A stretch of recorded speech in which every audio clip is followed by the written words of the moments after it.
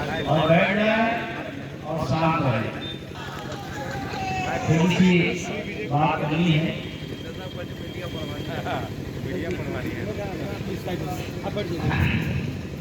पुरुष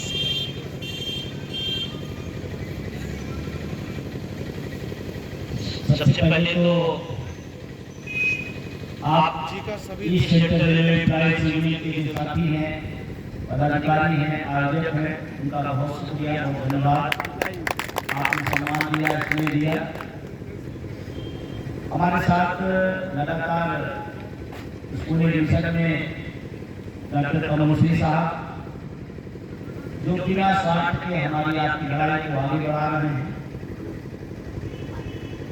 उसके बाद हमारे बहुत ही मजबूत कांग्रेस साथी राजेंद्रपाल जी, हमारे यहाँ के मृत्युंजय कुमार जी, हमारे साथ कटिया के प्रदेश महामंत्री त्रिपाठी जी और तमाम जो हमारे नरसिंह भाई जो लगातार पिछले काफी दिनों से लगातार घर से निकले हैं, उस लड़ाई को आगे बढ़ा रहे हैं।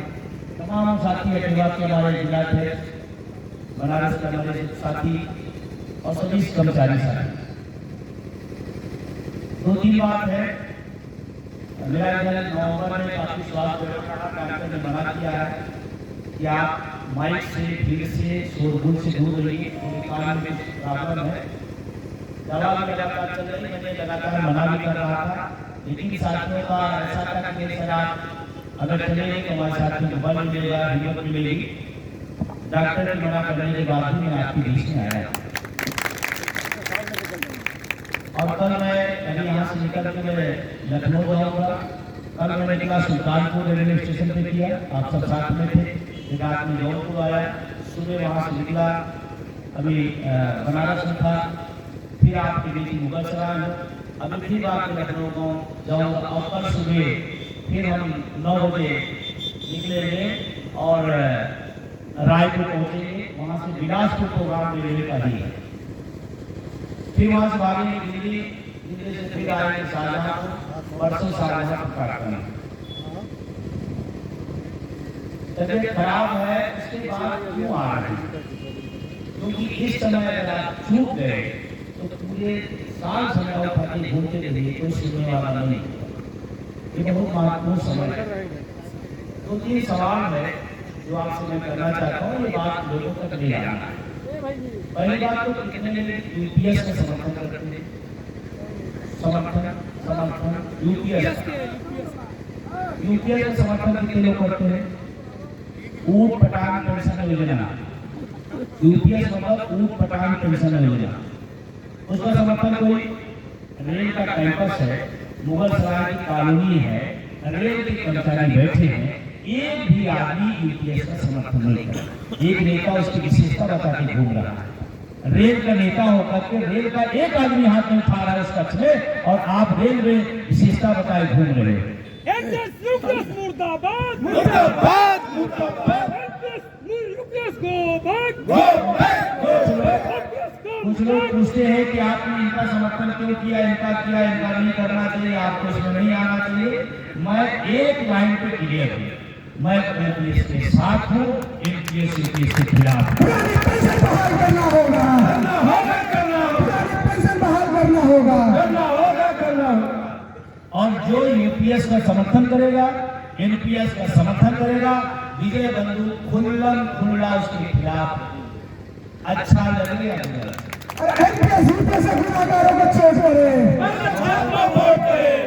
सवाल संबंधों को दिखाया जाता है कि हमारे यहाँ के संबंध है, हमारी फला यूनियन बहुत पुरानी है, हमारी यूनियन बहुत ताकतवर है।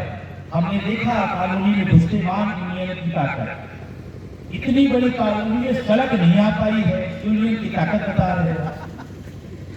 इस बड़े कैंपस का जो दुर्दशा है और उपलब्धि बता रहे हैं, दुर्दशा उपलब्धि हो सकती है क्या? आप तो स्थापित हो काफी समय से और रेल के झंडे को उठा के चल रहे थे, और जब रेल का झंडा आपने झुका दिया तो अब झंडे का कोई झंडे काम है नहीं है, झंडा आपने झुका दिया। रेल का स्वाभिमान था झंडा, उसको आपने झुका दिया। इसलिए उस झंडे के साथ हमें कतई नहीं रहना। इसलिए नहीं कि मैं इनकी तरफदारी कर रहा, आप अपने विवेक का इस्तेमाल करें। और जहां तक पुरानी पेंशन की बात करूं मैं आपको, तो मुझे फक्र है कि मैं जब यूनियन में तमाम लोगों से संपर्क कराया, उसमें चाहे गार्ड काउंसिल रही हो, चाहे एनआरसा रहा हो, चाहे तमाम और हमारे संगठन बने हो, फेडरेशन रहे होंगे, सब ने बिना शर्त हमारी पुरानी पेंशन की लड़ाई में साथ दिया। और इसीलिए हम पूरी मजबूती के साथ खड़े हैं, मजबूती के साथ, बरगद के साथ खड़े हैं। प्रदूषण बहुत फैल रहा है, प्रदूषण बहुत फैल रहा है, और प्रदूषण जब ज्यादा फैले तो बरगद की छांव में ऑक्सीजन मिलेगी, ये ध्यान रखना। क्योंकि इसमें प्रदूषण बहुत ज्यादा है, तो बरगद की छांव आपको लेना होगा, वो ऑक्सीजन ज्यादा देता है। मानते नहीं मानते? तो आप उसके अभी वक्ता ने बहुत अच्छी बात बोली, आपने पूर्वाध्यक्ष हमारे बहुत ही आदरणीय, एक शानदार ताली आपके लिए है, बहुत बढ़िया। कि सवाल कभी कभी आता है कि हम जीतेंगे हारेंगे, इससे बड़ा सवाल है हम अपने हक के साथ खड़े रहे या चुप गए, ये सवाल ज्यादा बड़ा।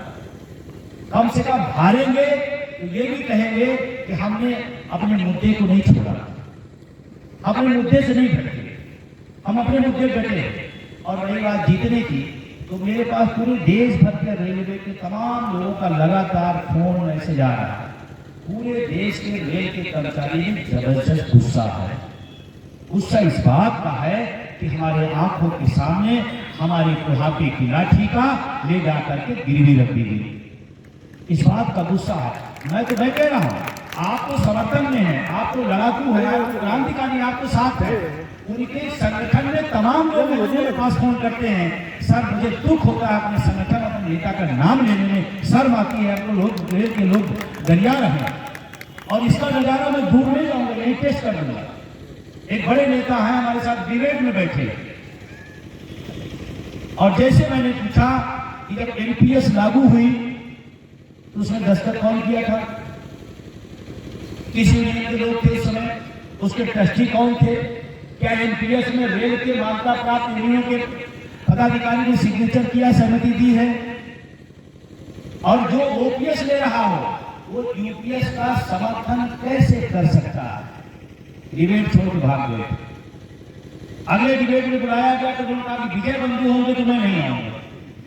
इंकलाब जिंदाबाद, जिंदाबाद जिंदाबाद, पेंशन बहाल करना होगा। तो मेरा लेकिन इस समय दिमाग लगाने का काम, क्योंकि दोनों जो मान्यता प्राप्त यूनियन है देश के लाखों लाख लोगों के साथ धाराघात किया, दोनों की बात करता है। जब दो की बात आती है तो एक पीछे छिप जाता है। दो एक्टर हैं, एक डायरेक्टर है। एक्टर सामने होता है, डायरेक्टर पीछे होता है। एक सरकार का सहयोगी भाग है, वो डायरेक्टर है। और मजेदार बताऊं, वो डायरेक्टर इन दोनों एक्टर को खुद हराना चाहता है। मैं बता रहा हूं, वो खुद हराना चाहता है, क्योंकि उसकी बैटिंग कोई मंत्री कर रहा है। अब सोचो, कल्पना करो, जिस संगठन को जिताने के लिए रेल मंत्री का बैठक कर रहा हो, करो जीत भी जाते हैं, तो हिम्मत है रेल मंत्री के सामने आंख हाथ से नाक मिला के आपकी बात रखने का? तो दो एक्टर एक डायरेक्टर, इन तीनों से सावधान रहना। इशारा समझ रहे हैं? समझ रहे हैं सर? पढ़े लिखों की इशारा काफी है ना। अब नाम लेकर के अच्छा नहीं लगेगा। हाँ वो है, सही बात है। पूरे देश में जहां भी जा रहे हैं उन रेल के नेता मेरे के नाम ले रहे हैं, वो विजय बंधु, वो विजय बंधु, वो लोग मेरा नाम नहीं जानते हैं, उनकी यूनियन वाले वो भी जान जा रहे हैं। अच्छा, ये कौन सी बला है, ये कौन सा व्यक्ति है, ये कहां से आ गया? हमारा प्रचार ही कर दे रहे हैं और जहां जा रहे मेरे नाम ले रहे हैं, कुछ बातें बोल रहे हैं। वो कह रहे शिक्षक हैं, रेल से क्या मतलब? बिल्कुल सही। भगत सिंह पंजाब के थे, पूरे देश की लड़ाई क्यों लड़ी? पंजाब की आजादी मांगते, देश की आजादी क्यों मांगा? बोलो, देश की आजादी। हम यहाँ एक कर्मचारी जमात है, हमारी एक कर्मचारी समूह है, हम कर्मचारी हैं और कर्मचारी के साथ हैं। उसमें आप डिफरेंस पैदा कर रहे हैं। डर क्यों ज्यादा है? क्योंकि विजय बंधु की अपील अगर कारगर गई तो फिर वो बाहर हो जाएगी। इस बात को नोट करें। और मुझे नौजवानों पर बहुत फख्र है कि नौजवान इस बार बदलाव लाने जा रहा है। तख्त बदल दो, ताज बदल दो, बेईमानों का राज बदल दो, तख्त बदल दो, ताज बदल दो। बेईमानों का राज बदल दो। दूसरी बात, जो रेल के बारे में हम सब पहले जानते थे, रेल इस देश की रीढ़ है, आन बान शान है भारतीय रेल। उसको दुर्दशा पर लाने वाले यही सब लोग हैं। आज निजीकरण हुआ रेलवे में, जबकि यही बनारस की वो भूमि थी जहां प्रधानमंत्री अपने मुंह से बोल के गए थे कि रेल का निजीकरण नहीं होगा। दुर्भाग्य हमारे प्रधानमंत्री कहा जो बोलेंगे वो नहीं करेंगे, जो नहीं बोलेंगे वो इक्का डालेंगे। ये जो उनका निजीकरण नहीं करेंगे, इसका मतलब पूरा प्लान तैयार है। ये हमेशा उनका कुछ भी मतलब बोलना जो है वो दूसरी बात है। बनारस में बोल के गए थे चुनाव समय में कि मैं तो रेल में काम किया हूँ, रेल में चाय बेचा हूँ। और मैं बता रहा हूँ, अगर ये स्थिति उसी समय निजीकरण हो गया होता तो चाय बेचने का मौका ही नहीं मिलता। जब स्टेशन बिक जाएगा तो भाई क्यों गुजरने देगा? प्रधानमंत्री रोकना चाहिए। बात समझिए बात। तो रेल का निजीकरण आप सुनते हैं तो आपके दिमाग में क्या आता है? आप इसको समझते नहीं समझते, क्योंकि रेल के आदमी को समझना जरूरी है निजीकरण क्या है। निजीकरण का मतलब हुआ आपके जितने अधिकार वो संविधान में सरकार में ना होकर के पूंजीपतियों के हाथ में चले जाए, ये निजीकरण है। निजीकरण जैसे कैंपस है, इसमें हम भी सभा कर लेंगे, बगल में वो भी कर सकते हैं, क्योंकि ये सरकारी संपत्ति है। सरकारी मतलब हमारी सरकार की, इसमें हमारा भी दावा है, उनका भी दावा है। मैं नहीं कहता, वो भी कर सकते हैं, क्योंकि ये सरकारी संस्थान है, सरकारी जगह है। लेकिन ये बगल में किसी का घर बना हो निजी, उसके घर में हम मीटिंग कर सकते हैं बिना उसकी इजाजत के, वो निजी हो गया। यही निजीकरण है। सरकारी हमारी है, निजी उसके हाथ में। रेल को पूरी तरह से निजी हाथों में बिल्कुल दे दिया जाएगा, जो बचा खुचा वो भी दे दिया जाएगा। नौकरियां खाली है नहीं रेल में? कितने लाख खाली है? 3.5 लाख। 3 लाख के ऊपर, 3 लाख के ऊपर रेल में पद खाली है। जो स्वर्ण काल बता रहे खाली क्यों रखवा दिए? किसके समय आए आउटसोर्सिंग? किसके समय आएगा संविदा? आउटसोर्सिंग संविदा नौजवानों के साथ सबसे बड़ा अभिशाप है, और उसका नाम आउटसोर्सिंग, क्योंकि नया जमाना है तो नया शब्द लाया गया है। आउटसोर्सिंग की संविदा, नया जमाना नया शब्द, उसका पूरा मतलब गुलामगिरी है या नहीं? सीधा, क्योंकि आप समझ ना पाए इसलिए आउटसोर्सिंग संविदा वो गुलामगिरी है। और गुलाम को आप जानते हैं, उसके कोई अधिकार नहीं होते, उसके पास कोई भी अधिकार नहीं होता है। वो जैसे मैं रखना चाहे उसे रखे। ये सारे मान्यता प्राप्त लोगों ने आउटसोर्सिंग संविदा लाया, क्योंकि इसमें कमीशन का बहुत बड़ा खेल है। मैं एक बार ट्रेन से जा रहा था, एक व्यक्ति वो चद्दर उद्दर देने आते हैं ना, मैंने पूछ लिया ऐसे ही, हमने कहा अटेंडेंट। तो हमने कहा भाई आप सरकारी हो कि प्राइवेट हो? अब रेल के डिब्बे में बैठ के सवाल पूछना पड़ रहा है। सरकारी ट्रेन, सरकारी पटरी, सरकारी स्टेशन, सरकारी ड्राइवर, उसमें हम पूछ रहे थे लेकिन क्या? वो बताया सर आउटसोर्सिंग से आया। हमने कहा तनख्वाह कितनी? सर 14,000 रुपये, लेकिन 9,000 मिलता है। आपके सामने 14,000 और बिल कितना रहा? 14,000 और मान्यता प्राप्त सरकार है। 500 रुपया चंदा भी ले रहे ये अमृतकाल है। 14,000 को दस्तखत कराओ, 9,000 को ये अमृतकाल है क्या? अमृतकाल नहीं, इसमें आ हटा दीजिए। क्या बचा? ये मृतकाल। सरकारी संस्थाओं का मृतकाल, सरकारी पदों का मृतकाल, ये चल रहा है। तो आपको थोड़ा सावधान होना है। और आप 11 साल बाद ये अवसर पाए, जबकि होना नहीं चाहिए। जो समय उसके पीरियड होना चाहिए। 11 साल बाद आपको मौका आया है। एक विशेष ध्यान रखिएगा, अगर रेल में वो मान्यता प्राप्त लोग जीत गए, इसका मतलब सरकार समझेगी कि रेल के लोगों को यूपीएस अच्छी है। इधर की बहुत बड़ी बात बता रहा हूँ। अगर यूपीएस जीतती है, मानता प्राप्त जीते तो यूपीएस जीत गई, इसका मतलब सरकार के पास क्या मैसेज गया कि रेल के लोगों को स्वीकार है और आपने एक भी हाथ नहीं उठाया उसके पक्ष में। ये बहुत महत्वपूर्ण चुनाव। और ध्यान रखना, हमने तमाम सारा लोकसभा विधानसभा में लोग फार ओटीएस की अपील की, वहां कर्मचारी कितना होता है? 3% 4%, बाकी जनता रहती है।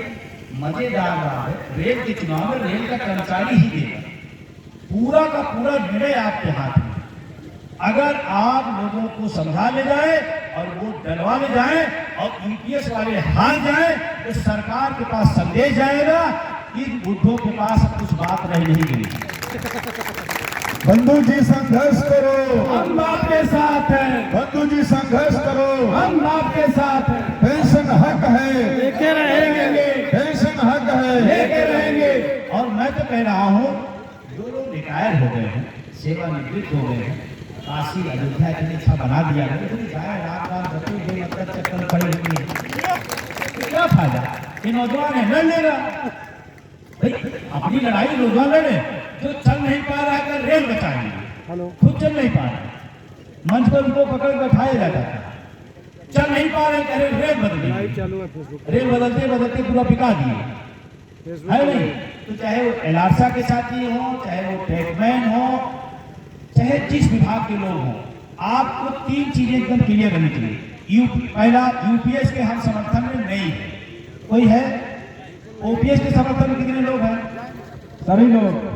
ओपीएस सारे लोग। एक साथी मिल गए लखनऊ में उन्हीं के विभाग के, कहीं सर आपकी बात मुझे बहुत अच्छी लगती है, दुर्भाग्य जिस संगठन में हो उसका नेता बिक गया, उन्हीं के संगठन में बात बिक गया। तो हमने कहा फिर आप क्या करोगे? सर क्या बताएं, मजबूरी है, हमारे व्यक्तिगत संबंध है।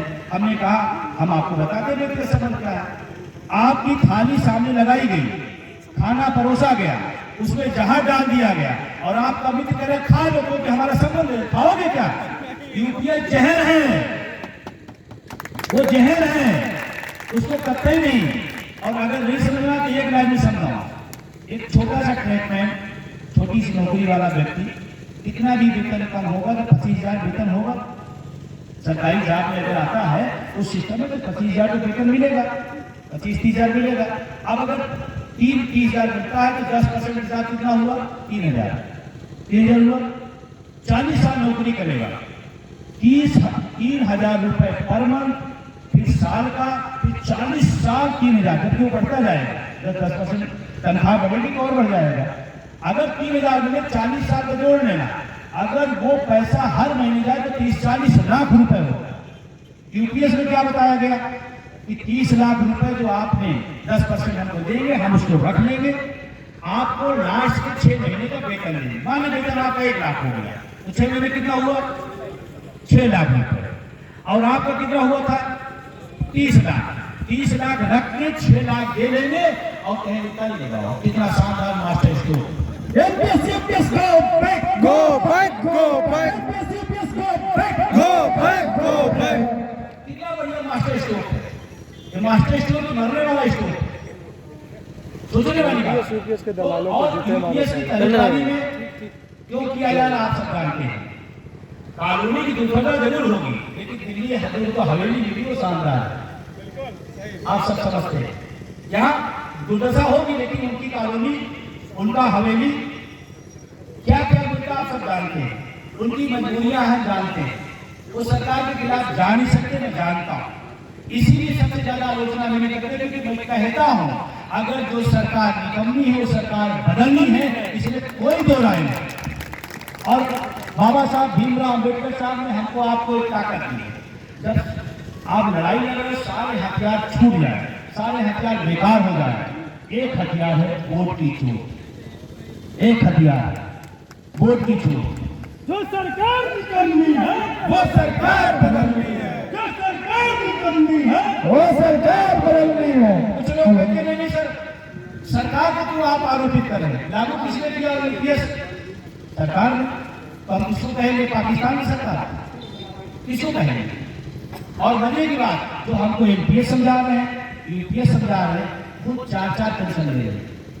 तब अर्थव्यवस्था डाउन नहीं होती, तब अर्थव्यवस्था नहीं। नेताओं को पेंशन देने से अर्थव्यवस्था मजबूत होती है। और रेल के कर्मचारियों को देने से नुकसान होगा। क्या लॉजिक है? और दूसरा एक है, हम तीसरी आर्थिक महाशक्ति बन रहे हैं। जब हम ज्यादा पैसा बना रहे हैं, ज्यादा पैसा आ रहा है, तो हमारे कर्मचारी को विभाग है। अगर रेल में ट्रैक दौड़ता है, अगर लोको पायलट चलता है, तो देश चलता है ना। मंत्री की सिग्नेचर चुनो देश चलता है। ट्रेन कौन लेके जाता है? लोको पायलट है ना। अरे वाह भाई, बहुत बड़ी संख्या में है। इनका दर्द पहले मैं भी गुस्सा करता, ट्रेन लेट होती थी, गुस्सा आती थी, इन लोग क्यों नहीं पहुंचाते? लेकिन लोको पायलट से बात होने लगी, कहा सर हमको पहुंचने नहीं दिया जाता है। हम तो चाहते हैं कि जितनी जल्दी ट्रेन खाली करें, घर में पहुंचे। हम लेट करने से हमारा क्या फायदा? तो आप सोचो कि रेल की दुर्दशा कहां तक आ गई। और आगे जो प्लान है, क्योंकि उसके दो कारण हैं। रेल के पास और सेना के पास दो ही ऐसे विभाग है जिनके पास शहरों में बहुत बड़ी जमीन है। इस बात को समझो आप, जो निजीकरण में छूट गया हुआ है, उस पूरा का पूरी नजर इस रेल के जमीनों पर है। ये बात अभी कहेंगे तो आप लोग वही कह देंगे जो गिरे बंधु भड़काने आया था। आप दिमाग लगाइए, मैं खिलाफ नहीं। अडानी साहब रेल में आना चाहते आए, लेकिन जहां हिंदुस्तान के जिन क्षेत्रों में रेल नहीं गई है, वहां पटरी बिछाएं, स्टेशन बनाएं, सिग्नल लगाएं, कमाएं। हमारे टैक्स के पैसे से बना लखनऊ स्टेशन, हमारे पैसे से बना हुआ बनारस का स्टेशन, आप उसी को क्यों ले रहे हो? बहुत सारा क्षेत्र भी रेल से बचा हुआ है। आप एक में बिछाओ अपना, फिर कमाओ, वहां नहीं जाए, क्योंकि वहां लगाना पड़ेगा। यहाँ तुरंत वसूली शुरू हो जाएगी। वसूली में सरकार का कमीशन जाएगा। इलेक्ट्रॉनिक बॉन्ड क्या है? जितना मांग लूटो उधर शिफ्ट कर दो। हम लूटने से बच गए, बेईमानी से बच गए, आरोप से बच गए, उधर अंदर आ गया। और हमको तो लगता है दोनों मामला बात कुछ इलेक्टोरल बॉन्ड में काम किए हैं। हमको ऐसा लगता है उनके पास पैसे बहुत है, पैसे कम क्यों हो। और जब लड़ाई मजदूर बनाम पूंजी हो, तो आपका पहला हक बनता है मजदूर के साथ खड़े हो। और विजय बंदी इसीलिए मजदूरों के साथ खड़ा है। जिंदाबाद जिंदाबाद जिंदाबाद। यूपीएस का गुनाहगारों को चोट करे, निजीकरण जो चले जो मिस हो रहा है। देखिए, ये लोग यहाँ बैठे हैं, बुरा नहीं मानिए मेरी बात को, हम सब लोग मिडिल क्लास से आए हैं। एक आध अपवाद हो सकते हैं, कोई बड़ा आदमी ना गया हो, अपवाद होता है कि यहाँ सब क्या है, किसी के पिता किसान, किसी के मजदूर है, किसी के दुकानदार, ऐसे घरों से आए। अगर आपके जीवन में नौकरी ना आई होती, रेल का कोई साथी है, रेल के साथी है, आप आइए, आप ही आइए। सचिव है सर हमारे। नेता जानते हैं कहाँ के रहने वाले? भागलपुर। भागलपुर। बिहार वाले पूरे देश में, और बिहार राजनीतिक रूप से बहुत मजबूत राज्य है। परिवर्तन जब चलती है तो बिहार के लोग ही करते हैं। बिहार के लोग हैं क्या?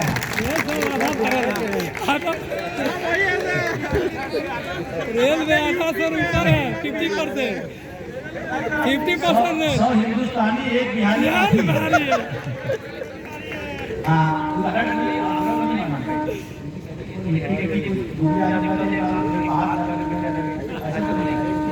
आपके पिताजी क्या करें?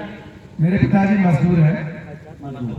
ये देखो, मेरे आदमी ने नहीं आपसे कुछ सेट करके लाए हैं, और पता है आप हमसे ज्यादा इनको आप जानते हैं। जानते हैं, इनको जानते कितने लोग जानते हैं सर, सभी जानते हैं। नहीं, कभी बोलते हैं कि आज कुछ सेट करके लाए, उसी से पूछ लिए। ठीक है, इन्होंने कहा ना मजदूर है। अगर आपके पिताजी कितना खेती नहीं है, मजदूरी करते हैं। मतलब खेत है ही नहीं, मूर्ति बनाते हैं। समझिए बात को, निजीकरण का खेल कहाँ होगा? अगर आप नौकरी ना आए तो आज आप जहाँ राजनीतिक रूप से, सामाजिक रूप से, आर्थिक रूप से आज जहाँ खड़े कहाँ हुए नहीं सर। इसका मतलब जो निम्न और मध्य वर्ग है उसके लिए नौकरी सांसद और विधायक के बराबर है। इस बात को समझिए आप। अगर ये यहाँ न खड़े हो पाते तो अपने बच्चे को पढ़ा नहीं पाते, ये एक अच्छा सा छत भी अपने लिए लाभ नहीं पाते, एक मकान भी नहीं बना पाते। अगर वहां होते, नौकरी हमको एक जगह दिया, एक हमारी ऊंचाई लाई, हमें सामाजिक रूप से, आर्थिक रूप से हमें आगे बढ़ाया। और जो वर्तमान मान्यता प्राप्त लोग हैं, वर्तमान सरकार है, वो निम्न और मध्य की नौकरी जो सबसे खूबसूरत चीज है उसको खत्म करना चाहती है, ये मजबूत ना हो पाए। निजीकरण नहीं चलेगा, नहीं चलेगा, नहीं चलेगा, निजीकरण नहीं चलेगा, नहीं चलेगा, नहीं चलेगा। इसीलिए आज अभी चुनाव है, 4, 5, 6 आप चुनाव कर लीजिए, लड़ लीजिए, जीत लीजिए, लेकिन मैं आपसे फिर एक अपील करके जा रहा हूं, एनपीएस की लड़ाई को, निजीकरण लड़ाई को सिर्फ कर्मचारी की मदद नहीं जीतेंगे, हमें गांव-गांव, घर-घर, मोहल्ले-मोहल्ले समझाना पड़ेगा। आप अपने बेटे को पढ़ा रहे हो, इसलिए नौकरी के लिए नौकरी सरकार खत्म कर दी, आपका बेटा पढ़ा लिखा बेरोजगार घूमेगा, तो क्या जरूरी नहीं कि हम जागरूकता पैदा करें, पढ़े लिखे लोगों को काम नहीं बनता? ये बात को आप नीचे चले जा रहा है। आपका भाई बेरोजगार घूम रहा है, 3 लाख नौकरियां खाली पड़ी है, 3 लाख परिवारों में 3 लाख परिवारों में बाहर आती नहीं आती, उसकी शादी अच्छी होती, उसका परिवार अच्छा होता, खाने की स्थिति खड़ा होता, लेकिन निजीकरण किया गया। तो आप समझ रहे हैं, बस इतनी सी बात। निम्न और मध्य वर्ग के खिलाफ अमीरों का षड्यंत्र है निजीकरण, ये टैगलाइन आप याद रखिए। और जो निजीकरण होगा, जो समर्थन करेगा, हम उसके खिलाफ हैं, क्योंकि हम मजदूर वर्ग से, किसान वर्ग से, सारे ठीक है ना। अब रेल का है, क्योंकि अभी हमको आज से लखनऊ निकलना है और पहुंचना है, सुबह भागना है, तो 2 बातें आपसे कह के अपनी बात खत्म कर दूंगा निवेदन के साथ। बरगद को मजबूत करिए, ऑक्सीजन और छाप दोनों पाइए। और अभी कहाँ आते थे, इस जोन के अंदर कहाँ टैक्स महीना हमारे खाते आ रहा है। अभी जोनल अध्यक्ष है, एक टैक्स मैन छोटे जरूर है देखने में, लेकिन बहुत क्रांतिकारी है, कई बोर्ड हमारी मुलाकात हुई, इनके विचार क्रांतिकारी है और लड़ने का जज्बा है, और जो लड़ता है उसी की कार्रवाई होती है। जो सरकार की दरबारी होती है तकने मिलते हैं, लड़ने वाले को कार्रवाइयाँ होती है ना। लेकिन मजबूत साथी आपके जोन का एक मजबूत हाथ में आपको इंटू दिया है पैकमैन, जो रेल विभाग का सबसे बड़ा क्षेत्र है, सबसे बड़ी संख्या है। आपसे भी और तमाम और पैकमैन साथी हैं, मैं सबसे निवेदन कर रहा हूं कि आप लोग एक साथ ताकत दिखाइए। पहले उस बड़े जो मान्यता प्राप्त लोग हैं उनकी विदाई करिए, हिस्सेदारी के साथ आगे बढ़िए, इधर उधर वोट खराब नहीं करना है। इधर उधर क्या होगा, फिर तो चाहते हैं कि भाई इधर बढ़ जाए, जिसे गड़ी समझिए चुनाव की, चुनाव गड़ी 20 वोट है, ठीक है, मान लीजिए किसी के पास 8 वोट है और उसके खिलाफ कितने वोट है, 12, 20 में 8 उनके पास है और 12 खिलाफ है, लेकिन उसी में 4 लोग को लड़ा देंगे, तो कैसे वोट मिला उनको, 2 वोट ना। अब 2 वोट मिला, जीत कौन गया, 8 वाला, खिलाफ में कितने थे, 12। तो कुछ लोगों को ये भी गलत समझ नहीं है, आप अगर खिलाफ है तो एक साथ खड़े होंगे, एक साथ मजबूती से आइए और तभी बात बनेगी। तो टैगमैन साथी और हमको हमेशा बीजेपी में टैगमैन की समस्याओं को उठाया, मैंने खुल के बोला कि भाई उनका हाथ सबसे बड़ा मैटर एलआईसी ओपन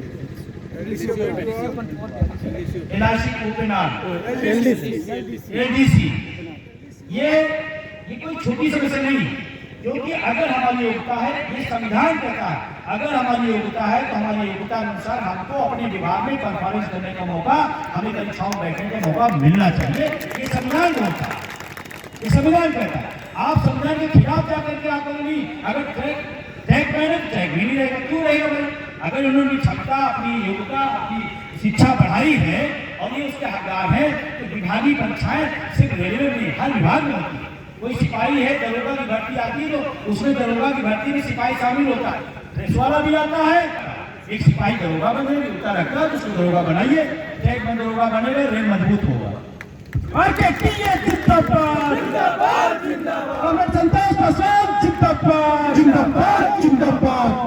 तो आप सब लोगों ने ओपीएस की लड़ाई में पुरानी पेंशन जितने यहाँ जितने हमारे बैठे हुए हैं, सब लोग बहुत ताकत के साथ ओपीएस की पुरानी पेंशन की लड़ाई में उसके साथ खड़े रहे हैं। उसी का नजारा था। 1 अक्टूबर को कितने लोग दिल्ली में थे? हम लोग दिल्ली गए, आप आ जाइए, इसी यहाँ से पूरे 3000 से आ जाइए। जो बोलिए सब बोलिए, लेकिन मैं इसलिए बोलवा रहा हूँ और मैं इसलिए मैं कभी झूठ नहीं बोलता क्योंकि मैं प्रधानमंत्री नहीं हूँ।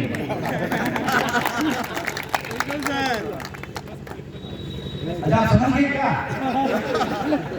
क्या झूठे बोलते हैं? आप दिल्ली गए थे? बिल्कुल दिल्ली गए क्या थे। नाम है आपका? वसीउल हक यहाँ के मंडल अध्यक्ष हैं हम इलासा के।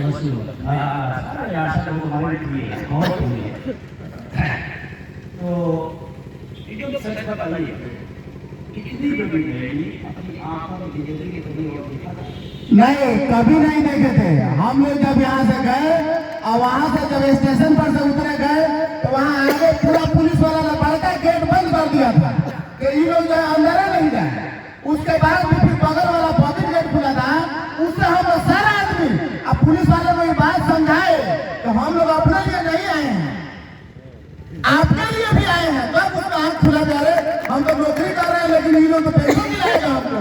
तब हम लोगों ने जाने दिया, अंदर गए तो हम देखे फिर उतना भी अपनी जिंदगी में कभी नहीं देखे थे। 50 साल हमारा उम्र हो गया। ये भी हमारे आदमी नहीं है, आदमी की बीच 1 अक्टूबर 2023 भारत के ट्रेड यूनियन के इतिहास में पूरी दुनिया के ट्रेड यूनियन के इतिहास की सबसे बड़ा सैलाब था वो दिल्ली में था। जिंदाबाद जिंदाबाद, बंधु संघर्ष करो, हम तुम्हारे साथ हैं। और सर मेरा सर एक मिनट, यहाँ मुगलसराय में आपके रैली से पहले हम यहाँ बाइक रैली निकाले थे। भारत में ऐसा बाइक रैली नहीं निकला था जो मुगलसराय में निकला। ओपीएस के भूखे यहाँ बहुत लोग हैं। अगर विजय बंधु पर लोगों को विश्वास न होता, उसके पहले 10 अगस्त को भी एक रैली हुई थी उसी रैली को कमजोर करने के लिए। अगर वो बड़े नेता होते, इंटरनेट बंद कर दिया गया था कि भीड़ न जुटे। अगर वो बड़े नेता होते तो 10 अगस्त को भी उसका 2 गुना होता, नहीं हुआ। इसका मतलब देश के कर्मचारियों को, रेल के कर्मचारियों को विजय बंधु पर विश्वास था, तभी 1 अक्टूबर को जन सैलाब उतरा, इसीलिए उतरा, 10 अगस्त की रैली इसीलिए आया। और उसमें कोई एक विभाग नहीं था। हमें खप होता है ना ओपीएस। अगर एक कुर्सी पर रेल का कर्मचारी बैठा है एनएम ओपीएस को धन्यवाद, उसके बगल में कार्यालय का मास्टर बैठता है। ये हमारी एकता है, हमारी ताकत है, हमारी खूबसूरती। दुनिया के मजदूरों एक हो, एक हो, एक हो, दुनिया के मजदूरों एक हो, एक हो, एक हो, एक हो, एक हो, एक हो। वो क्या चाहते हैं? ये अलग रहे, वो अलग। जब लड़ाई हमारी एक है तो अलग अलग थी। देश की आजादी की लड़ाई में भगत सिंह ने क्या कहा? आजादी चाहिए। चंद्रशेखर जी ने क्या कहा? आजादी चाहिए। अशफाक उल्लाह साहब ने क्या कहा? आजादी चाहिए। ये तो नहीं बताया कि पंजाब का हो, उत्तर प्रदेश का, आजादी चाहिए। हमें ओपीएस चाहिए, वो चाहे रेल का हो, चाहे प्राइमरी का मास्टर हो, यूनिवर्सिटी का हो, चाहे किसी विभाग का हो, सिंचाई का हो, ओपीडब्ल्यूडी का। गुप्ता जी, एक मिनट गुप्ता जी जरा दे, गुप्ता जी हमारे बीच में आगे गुप्ता जी, एक जोरदार ताली गुप्ता जी।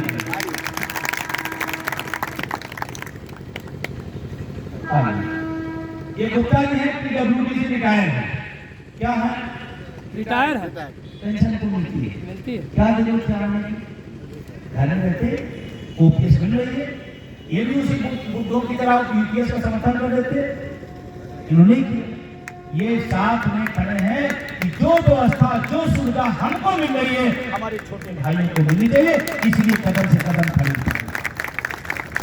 इसलिए खड़े। अब पीडब्ल्यूडी और रेल अगर एक होता तो दर्द क्यों हो रहा है भाई? एक हो, क्योंकि लड़ाई हमारी एक है और लड़ाई छोटी भी नहीं, लड़ाई बड़ी। राजस्थान में ओपीएस बहाल हुई, किसने कराया? राजस्थान, छत्तीसगढ़, झारखंड, हिमाचल, हुआ या नहीं हुआ?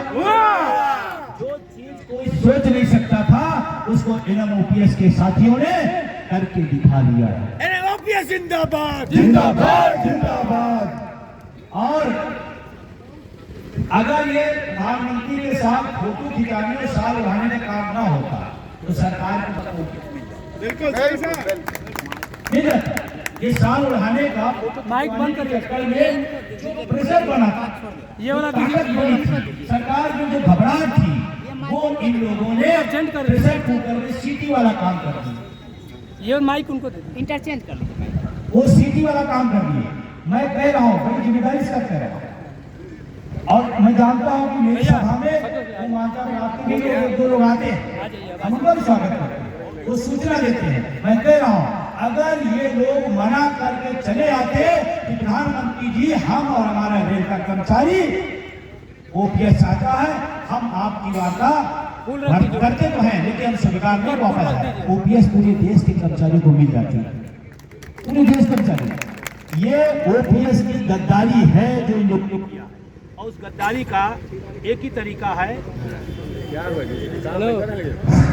एक ही तरीका है 4, 5, 6 दोनों माइक दीजिए ना, दोनों। अरे वही माइक दे दीजिए। नहीं ठीक है, वो माइक सही है। 4, 5, 6 चुनाव है आपका, उसमें आप अपना वोट दे दें, इससे काम नहीं चलेगा कि हाँ हाँ ठीक है भाई साहब मैं बरगद छाप पर वोट करने जा रहा हूँ, नो, इससे काम नहीं चलेगा।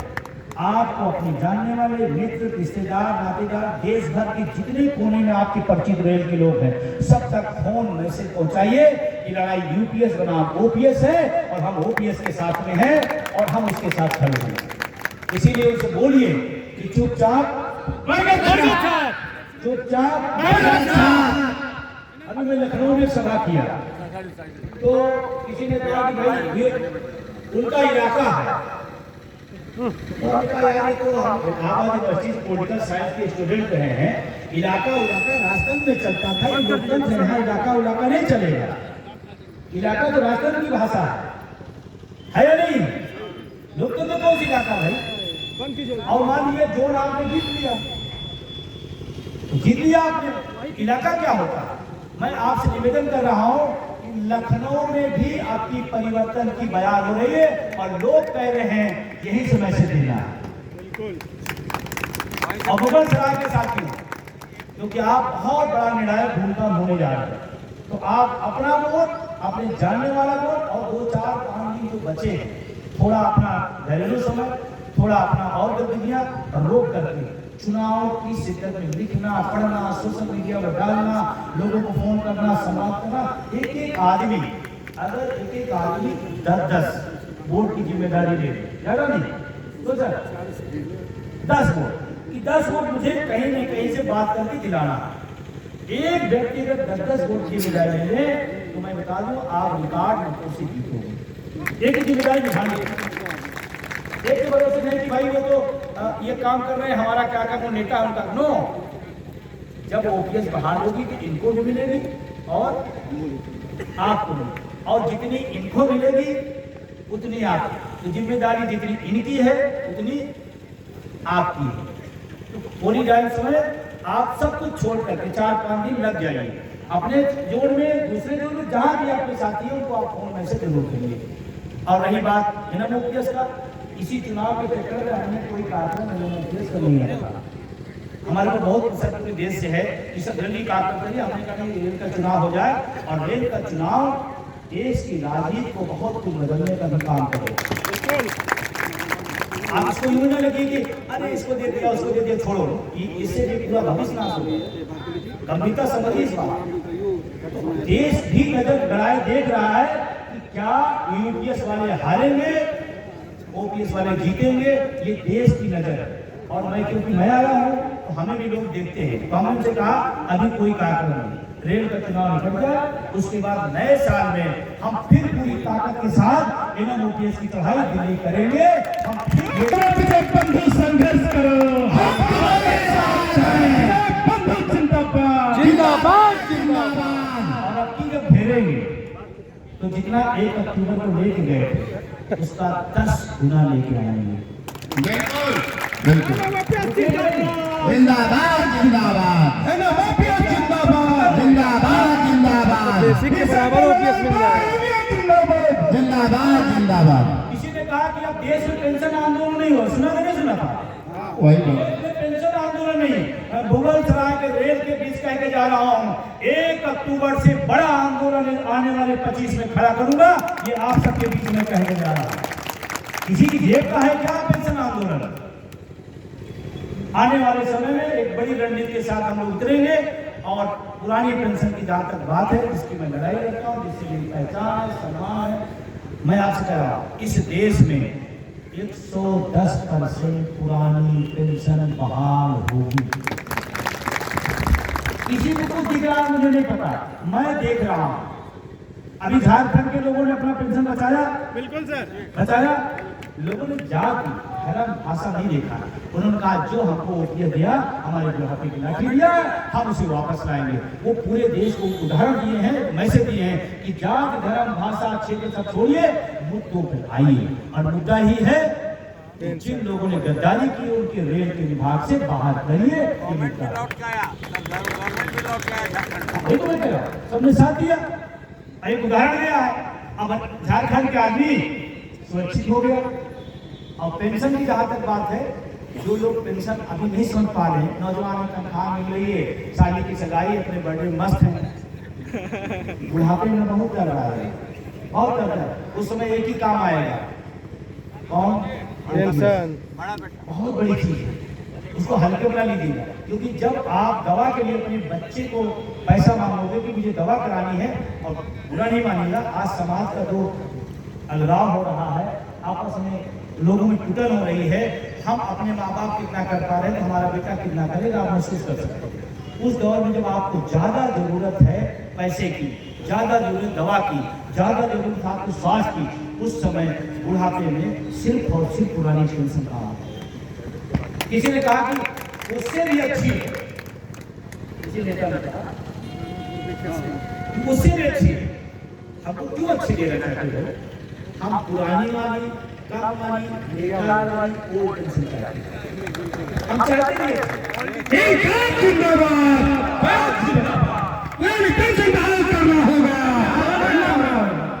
लास्ट में इस देश का राजनेता एक नहीं, दो नहीं, तीन नहीं, चार पेंशन लेता है। अगर इस देश के राजनेता को पेंशन का हक है, तो देश के बॉर्डर पर नौजवान जो जाकर के किसान मजदूर का बेटा अर्धसैनिक भर्ती होता है, देश की सेवा करता है, पहला अधिकार उसका है। इस देश का राष्ट्रवाद यही करता है। फर्जी राष्ट्रवाद क्या है? देश का अर्धसैनिक पेंशन नहीं पाएगा और नेता पेंशन, यही राष्ट्रवाद है। तो हमारे पास बहुत सारे लोगों को फोन आता है अर्धसैनिक बनो के, कहते सारा गुस्सा बहुत आ रही है। पहले मुझे नहीं पता था कि हमको पेंशन नहीं दी, वो भी नहीं देते। आपकी यूट्यूब को सुन करके हमने जाना कि नेताओं को 4 पेंशन, अर्धसैनिक वर्ग को 1 नहीं। तो कहते हैं गुस्सा इतना लगे पाकिस्तान में गोली जाए न जाए, जिधर इतना गुस्सा, मैं बता रहा हूँ। तो हमने कहा नहीं, आप देश की रक्षा करिए, ये सारे लोग मिल करके आपकी बुढ़ापे की रक्षा हम सब करेंगे, ये हमने उनसे वादा किया। अरे एमपीएस यूपीएस के गुनाहगारों पर चोट करो, एमपीएस यूपीएस के गुनाहगारों को चोट करो। तो आप सबने मुझे सुना, सम्मान दिया, आप सबका बहुत शुक्रिया, क्योंकि लंबी यात्रा है। तो सभी को, पूरे आयोजक मंडल को फिर से धन्यवाद। किसी का नाम छूट गया है तो परेशान नहीं होइएगा, नाम कुछ नहीं रखा है। देखो, ट्रेन छूट जाए, छूट जाना चाहिए, बस छूट जाए, छूट जाए, नाम छूट जाए, छूट जाएंगे। ओपीएस नहीं छूट गया, नाम लिखवा पुरानी पेंशन बहाल करो, बहाल करो, पेंशन बहाल करो, बहाल करो, बहाल करो। मेरी अगली बधाई और शुभकामना कि बरगद फैले, फूले, फले और जीते। और जीतने के बाद फिर अगर आप बुलाएंगे तो फिर आ जाएंगे। बिल्कुल बिल्कुल, विजय जुलूस में जरूर। बरगद छाप जिंदाबाद, जिंदाबाद, जिंदाबाद, जीतेगा, बरगद छाप जीतेगा, जीतेगा, बरगद छाप जीतेगा। धन्यवाद। एमपीएस यूपीएस के 2 दलाल